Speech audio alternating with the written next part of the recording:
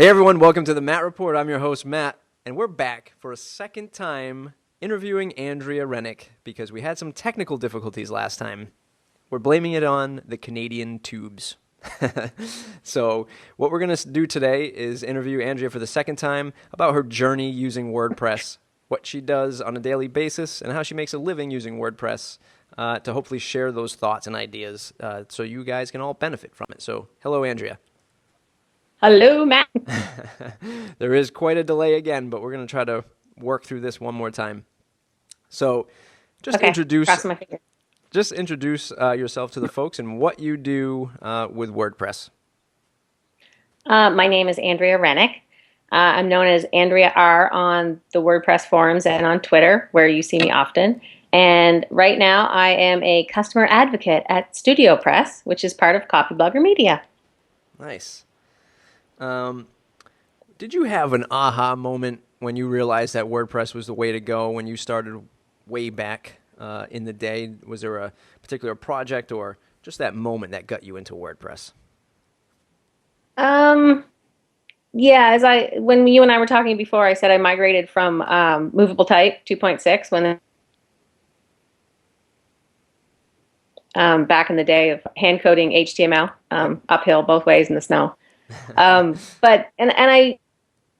I sort of jumped around a little bit because it's, you don't just want to jump on a blog platform just because that's what all your friends are using. Especially back then, there was no connecting them. So it was way less of an issue. So I did try out a few different things. And for me, I really liked WordPress because it was so easy to use, and it still is. And you can really dig quickly. And that's what I really liked. It was easy to get your hands dirty. Yep. Yep. When I spoke to Jesse Friedman, my very first interview, and we kind of talked about what's the best way for somebody to start jumping off into WordPress, be it a designer, developer, or somebody just trying to learn how to use it. That was his advice, was just start using it, start hacking away as best as you can, kind of learn the ropes as you go. And it still rings true if you do a local install of WordPress, start playing with posts and pages, kind of learn how to get it going. And being a customer advocate at Studio Press, I'm sure that's something that you kind of deal with on a day-to-day basis, those very low-level questions. Yeah, it's people worried about breaking your site, but that's how I learned all this stuff, was to break it, and then you figure. Yep, it's the best way. So just a little bit. Yeah, and I find once you reassure people that, a little bit of a lag. Yeah, a little bit of a lag. That's okay. Okay. So you were saying people, the average Joe who's using the WordPress software, a little afraid they might break things. Right. And it's a fear. They think they're going to break it irretrievably, that all their posts are going to be gone, everything they've worked for is going to be gone. The big white screen of death, for example.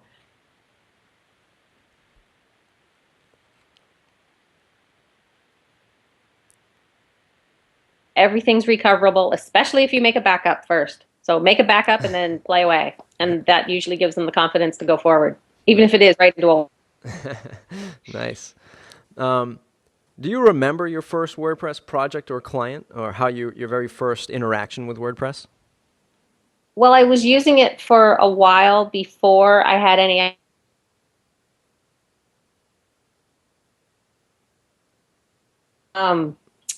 But one of the way I sort of fell into it was I had a lot of blogging friends who wanted to tweak their WordPress sites, and they didn't know how to do it. And well, gee, Andrea, you're pretty smart. You have this figured out. You know how to use it. How do I do this? And it went from there. It was really kind of cool, actually. Nice, nice. So what came first? Was it working with Studio Press, or was it creating your WP ebooks? Kind of take us down that path of what started the career of WordPress after helping your friends.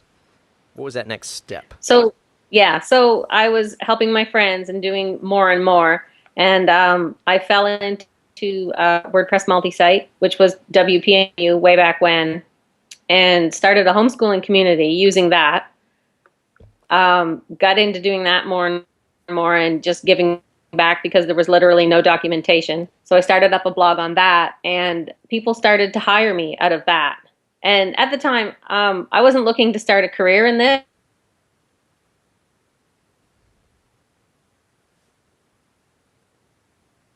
To play money. Yep. My husband, Ron, he's a programmer, and he was doing the corporate thing again. He had done freelancing off and on with other things. So one day he came home and he said, I can't stand this anymore. Ramp up your freelancing, and when we get going a bit more, I'll quit this job and we can do it together. Nice. Very nice. Yeah. Yeah. So that's what we did. So we did the freelancing, and then as that went on, we were doing.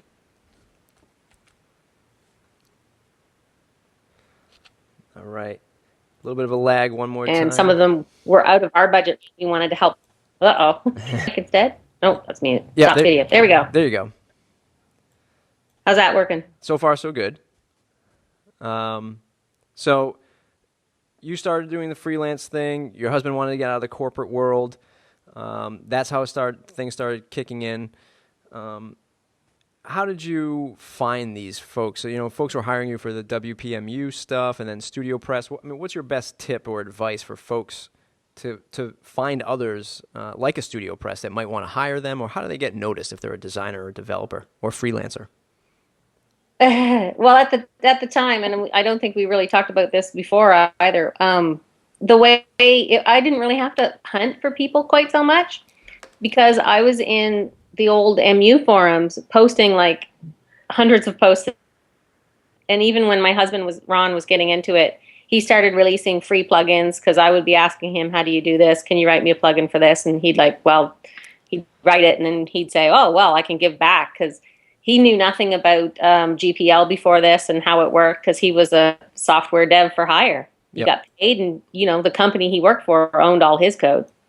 So this was a complete 180 for him too. So it was really cool, and we were really jazzed about it. So we were just constantly putting ourselves out there, and then you do eventually just get noticed. Yep. Do you think it's changed now that obviously we're here years after and WordPress has grown, so large, and the community is so much bigger now? Do you think it's harder for that freelancer to get noticed in the community, like, as easy as it was back then? In some ways it's harder, but I think there's also a lot of people who think that it's almost too hard, so they don't say anything at all. So then they don't, you don't say anything, you won't get noticed at all, right, versus too many voices not being noticed. But I do find to really get noticed, you have to come up with some sort of big splash. That's what I'm seeing for the people who are getting noticed. Either it's a big splash, or they are consistently putting out really, really great content, or they're just super good all the way around. I mean, you don't even have to be, code ninjas like Daryl Coopersmith, for example. He's somebody that I've actually met him briefly in WordCamp New York in 2009, I'm going to say. And he wasn't well known then either, and he just did something. It's on the tip. It was an Elastic theme, I think it was, and it was crazy JavaScript stuff, and that's when everybody took notice over Coop. Yep. And look where he is now. Nice, very nice. And this is important for any of the young freelancer, entrepreneur, startup listening to the show. And your parent company, Copyblogger, talks about this all the time. You have to put out great content. You can't just put out content for the sake of putting out content, or coding for the sake of coding, or making a plugin for the sake of a plugin. It has to be great. It has to be that step up above the average stuff that's coming out, and that's really what's going to get you noticed. WordCamps, networking, seeing people face to face. Do you find that to be a lot more valuable than just Twitter or LinkedIn and the electronic social networking? Is social networking in person much more valuable in our field? I think it can be valuable, but at the same time, we're out here in the backwoods of Canada, way off in the corner, and we don't get any public events as we'd like to. It's usually an extra plane trip and add an extra zero onto the cost of the trip. Yeah. So it's kind of adds that nice layer, and it makes those connections a little more deeper, and more meaningful, but you could still do it without those connections. I'm sure people in Europe have the same problems trying to tap into like the American dev side of WordPress, but they can still do it. Yeah. Yeah, I just interviewed Amber Weinberg, and she moved from the States to London, and she already actually had a good base of networking friends from Twitter and online. So when she moved out there, she already kind of knew people, but she's in a place where there's not a lot of WordPress meetups and WordCamps, and not a whole lot going on for the WordPress side of things. So it works both ways for her. It's good to set up that social networking stream. Yeah, like here, even in my whole province of New Brunswick, there's not a lot of people. There's about 750,000 in the whole province. So I can literally count WordPress knowledgeable people on one hand, maybe a little. Nice. So it's not like we have a lot of meetups going on. Right. So my next question is really geared towards the freelancer who's just starting out. But with your experience as the customer advocate on StudioPress and maybe dealing with these folks, how do you deal with the $500 client? So, oh no, what is it that if you were a freelancer that you did to kind of start elevating from that $500? I just need this really quick help. I don't have a lot of budget money, or I don't have a lot of money in the budget.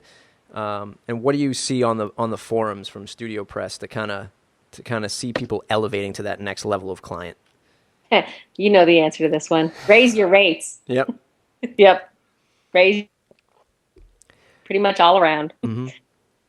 Because I find the people who are sort of nickel and diming, and I understand the budget conscious, but having been on both sides of that sort of situation too, you want to get your money's worth, but at the same time, you don't, as a developer, want to be overworked. So you have to be really clear about what they're getting. And you have to be really firm about what they're getting.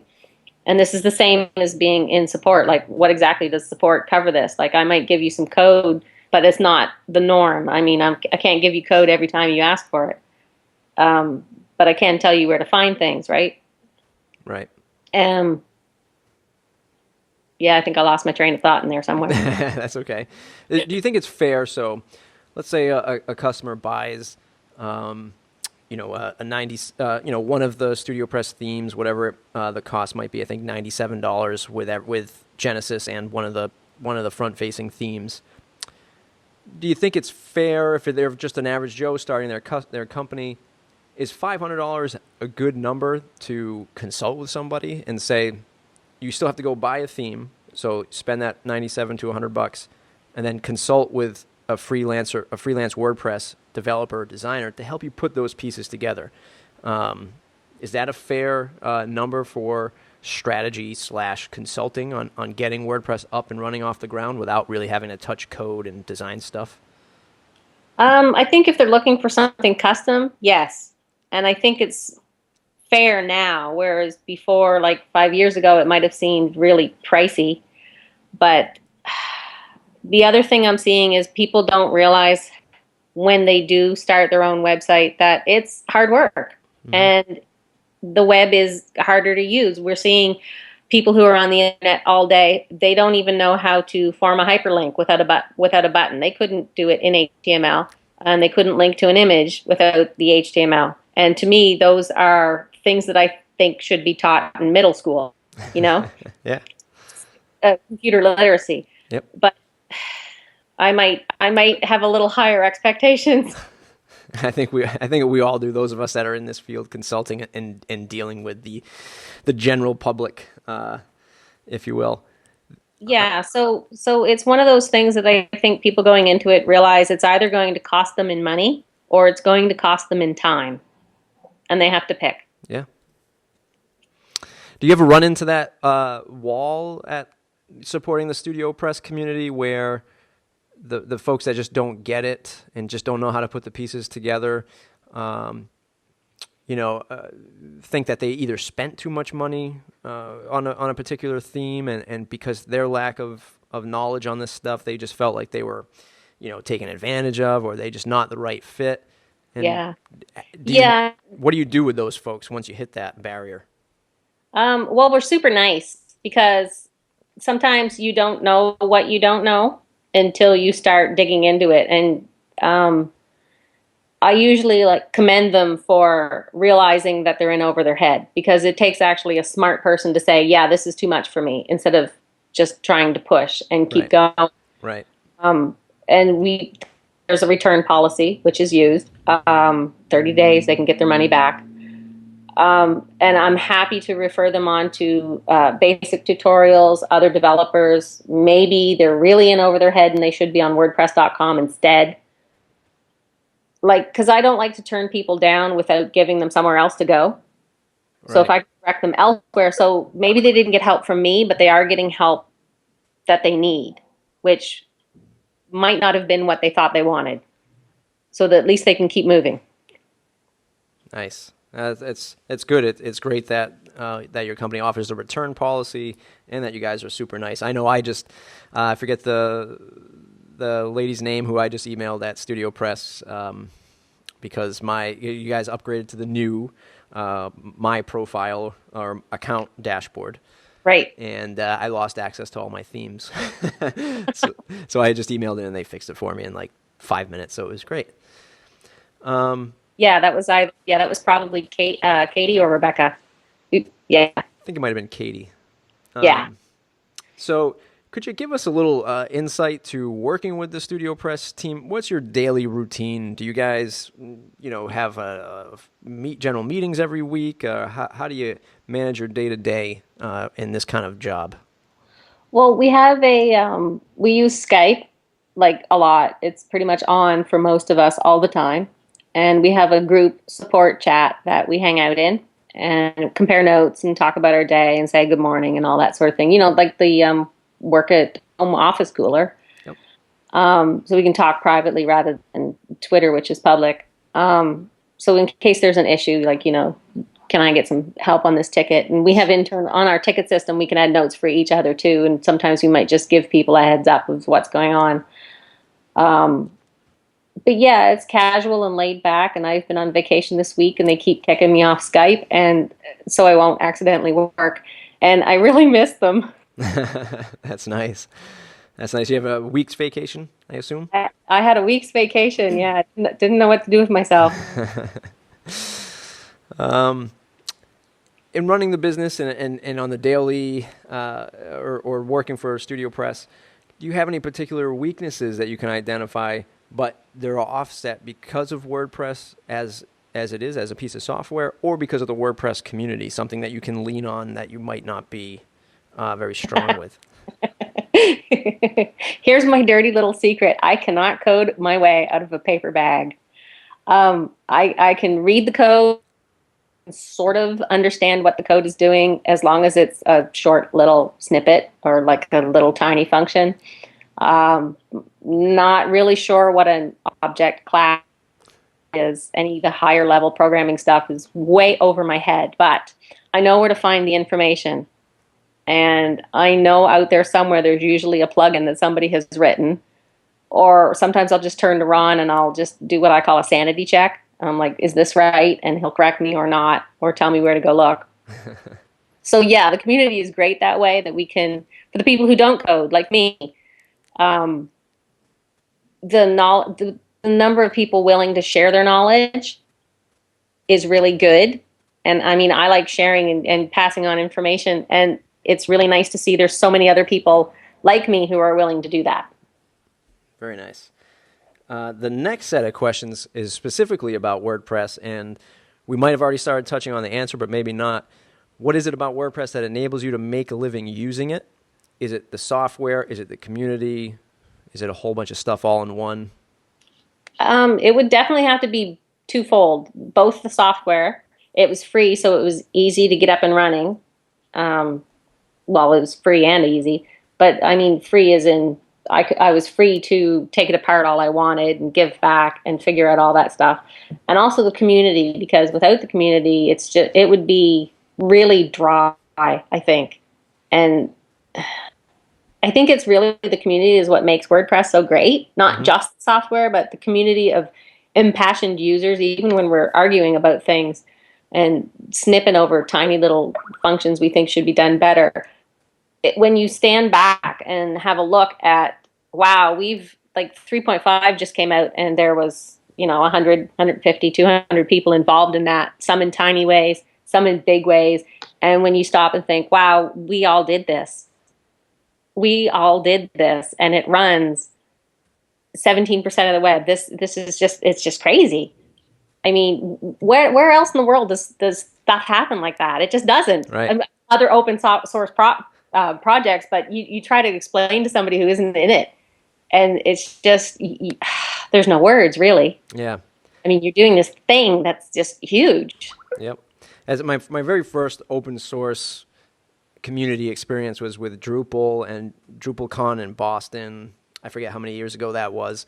But that was my first experience going to an event and just seeing the folks that were just, working on contributing to core and building modules for Drupal and just the excitement. It was just, and that was just it was blown away by that kind of community feel.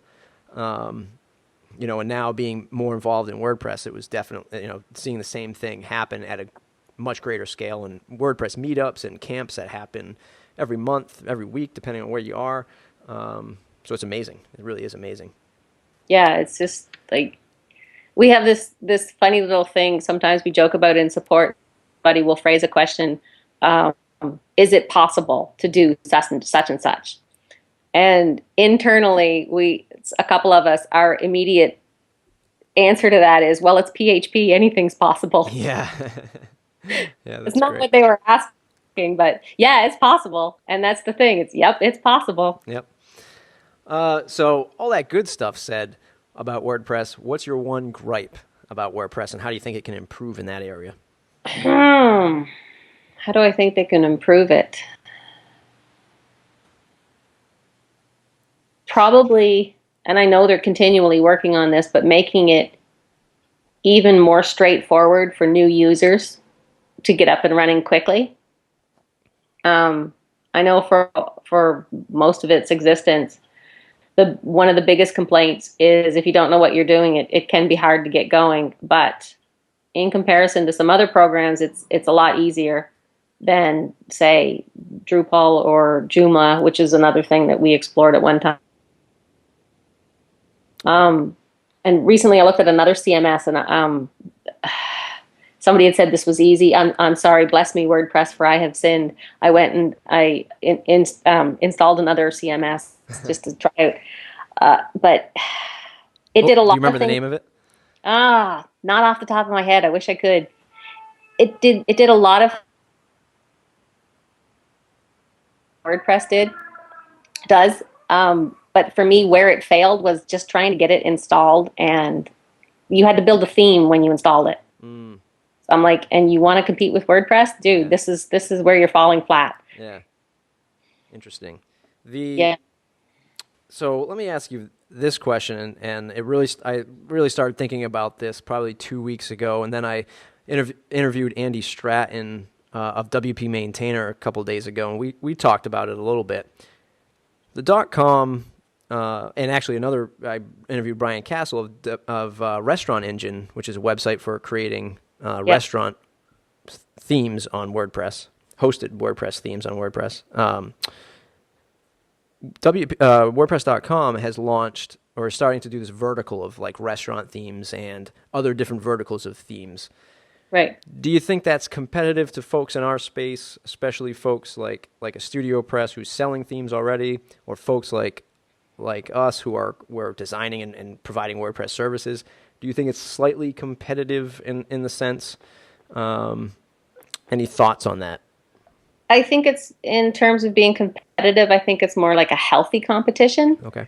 If anything, it would get new people into the fold of WordPress that maybe had not considered it before. That's where I think the good thing is. I don't think it's going to be a huge competitor for of the other services that are doing things like that. Like Studio Press, we sell themes that you can buy on WordPress.com as part of their premium theme upgrade. You can go there and there's a few select themes from Studio Press that you can buy, and they're available there. So, like, for example, if we built a restaurant theme, and I'm just pulling this out of my hat, I have no idea. If we built a restaurant theme and went to Automatic and said, could we sell this theme on WordPress.com, then they could include that in their vertical. So that's a win-win for both. See, I'm of the mind that I think in all this competition, there's ways we can work together, and with a little bit of jiggling sometimes, we can all sort of fit. Because with their verticals and their hosted offerings, they're still offering the hosted version, and there's still going to be people who want more than that or who need more than that. That's a good point. It's a good point. And I'll throw another monkey wrench into that, to kind of expand on this thought. And I saw yesterday that VIP introducing a new enterprise level for much less money than their typical enterprise VIP level at $500 a month for hosted. Do you think that WordPress.com is going to start eventually lowering that barrier and getting that small business to pay a little bit more money for extra support on their hosting? Do you see that being an issue as well? Yeah, I can't see them going any lower than this small enterprise sort of level. I can't see anything lower than that sort of being worth their time. Gotcha. You know what I mean? Gotcha. If they started competing with like regular web hosts that, $25 a month, they'd need to be like triple in size. Yeah. Yeah. Yeah. I mean, in terms of people hiring. Yeah. Yeah, that's a good point. That would probably spread them out a little too thin, business-wise. Yeah. Great. So where should people start? Or actually, first I should say, can you talk a little bit more about your experience with the WordPress community, giving hugs, stuff like that, and that connection to WordPress community, individuals who freelance, and kind of the great stuff that comes from that? Yeah, I'm the crazy person at all the WordCamps who is out in the lobby at WordCamps making sure everybody's having a good time. And did you meet this person over here? And would you like a hug? And if I've seen you a couple times before, I'm squeezing your waist really hard and giving those big hugs. Because I'm happy to see you. I really am. Yeah, and I do a lot of volunteer stuff with WordPress, and we have a new team formed called the community team, just to be virtual signposts. And because people, they get the fever with WordPress and they want to become involved and they don't know where to start. So the community team, which I'm a part of with Jane, will be doing some more work in the new year about directing people where they want to go, if they want to contribute, coming up ways for people who are non-coders to contribute and highlighting those ways. Helping contributors themselves contribute, because some people find there's some hurdles. So we're going to see if we can come up with ways to address that. And just make it more of a warmer, welcoming place, because I've talked to a few people who have felt like it's really an outsider looking in, and they find it really hard to break in, like before when we were saying put yourself out there. For a lot of people, not for an extrovert like me, but for a lot of people, that's a huge step. You don't want to put yourself out there and then get mocked for your code with like the doing it wrong hashtag. I mean, yes, you can do stuff really wrong, but there's a nice way to explain that to people. Sort of an educational, hey, dude, don't write your code like this. Here's a better way you could do that. That's how we would prefer these things. And that's how I think these things should be explained. Not, oh my God, dude, you're just so horrible of a coder. Oh. Yeah, that's not very friendly. No, it's not. It's not nice. A few of the other folks that I've interviewed had said that, stated that they are introverts, and when they go to these events that they are afraid to see or to put themselves out there. And one of the things that I've noticed that myself going to, especially when I went to WordCamp New York, that there was a pretty good divide between, the folks that didn't want to say anything. It looked like they had the questions, like they wanted to raise their hand, they didn't. Like they wanted to approach the automaticians or, some people from, known companies like a Studio Press. I think WP Engine was there. Just kind of afraid that they know that there are these folks out in the community, but they're afraid to approach them. Do you think that it's just I'm kind of afraid to approach you, or is there some kind of like divide or faction between the cool people versus the other folks? Well, that's funny. You should say like the cool people during the other and everybody else, because I've had people come up to me and they're like really shy and like, "Excuse me, Andrea, I just wanted to say hi." And I'm like, "Oh my God, I remember you." It just we've interacted. I remember all these people, which is really weird. And then they relax. And if I think what I would want to say to people if they're afraid of approaching what we would call the cool crowd, like none of the cool crowd thinks they're cool. We all think we're these dorky geeks that at any minute somebody's going to come up and say, "Hey, you're not supposed to be here."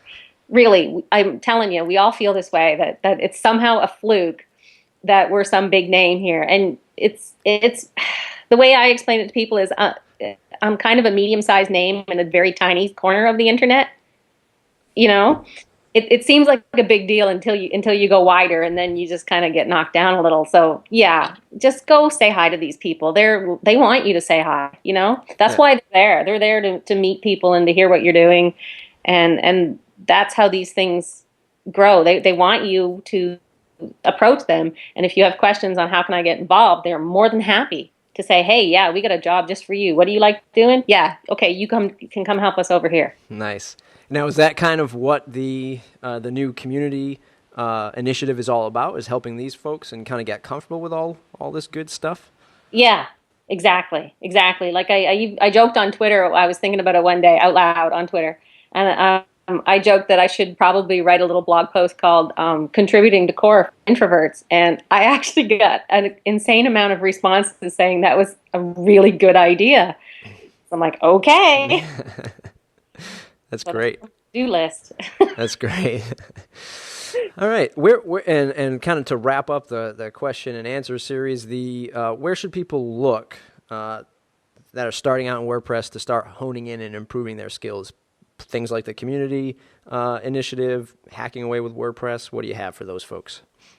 There is, yeah, if they want to figure out what's going on in like a regular development cycle and keep tabs, there's make.wordpress.org, and you'll see on the front page the feeds of all the different sort of teams. You can pick your interest and follow along, watch from home for a while, see how the flow goes. This is like the sort of in between IRC chats type discussion, and you can hop onto IRC during the idle times, or post weekly chat is also a good time if you have questions. Like as soon as the development chat gets over, people usually hang around a bit to answer a few more questions. Nice. The forum as well, you can always hang out there. Twitter is really active. Google Plus is forming lots of communities. There's no official WordPress community there, but there are a lot going on if you wanted to congregate there too. So there are no. They just released the community feature, and I saw like 3 or 4 different WordPress communities. There's no official one yet, right? No official one yet. That's right. Okay. You know if Google even has like a verification process coming for that stuff? I don't know. They did for pages, I think, but for the communities, I'm not sure. I haven't investigated it enough to see what was going on. Yeah, interesting. That's great. All right, so let's jump into the old lightning round. We'll ask you a series of questions, and you will have a series of answers. So, Okay, I have my buzzer ready. Awesome. So the one plugin that you cannot live without. Domain mapping. The best business career advice you've ever received.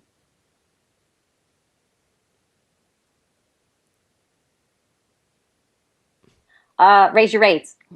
Oh, do what you love as well. Okay. The longest a client project, or in your case, maybe trouble ticket, has been open or taken. We have had a client go on for more than a year. I think 2. Wow. 2 would be That was the highest one I've heard so far. somewhere between a year to 2 years. If Ron was here, he'd be able to refresh my memory because he keeps track of the numbers. But it was about double too long. If you had to switch to another CMS, what would it be and why? Either movable type or expression engine. Nice. A particular quote that you live or work by. It's funny you should ask that, because for the past few years when we started the freelancing, I picked a word that I would print out or draw out because I'm artistic and stick it above my desk, or a phrase. So I noticed after the first couple years I started doing this, it kind of fit into a theme, because it started out be awesome, and then it was ship it. And I think this year it's going to be write. Ah, very nice. Very Just nice. keep on writing. Yeah, good one. I have not done enough of that. What's the one question I didn't ask you that I should have? Ah. I got the community in this time, second time around. I want to say, what color is your hair this week? But what's the one question you asked that you didn't? What's the exciting thing you're going to do today on your day off? Well, I made the Rice Krispie squares already. Oh, very nice. And I have finished decorating the tree. Nice. But what I really need to do is update my personal blog, which hasn't been updated in literally months. Uh-oh. Yeah. So I'm kind of dreading that. Go back to remember I said write? I have to write. Yes. Great. Well, I want to thank you for taking the time to do the second round of interview. A little bit more technical issues, but that's okay. People are just going to see my face and hear you for a good 30 minutes. No. So I do appreciate it. Where can folks find you on the web, and how can they say thanks? They can find me on Twitter, mostly, is the easiest way. I also hang out on Google+. Just type in Andrea Rennick. You will find me. Those are the two fastest ways to find me. And you can also, if you just wanted to drop me a line, go to ronandandrea.com onto the contact forum and just say, hey. That's awesome. Awesome. All right, Andrea, everyone go and say thank you to Andrea. That's at Andrea_R, because I think it broke up when you said that before. So go thank her for doing the interview. We really appreciate some awesome stuff here. So Andrea, thanks again. I'll see you soon.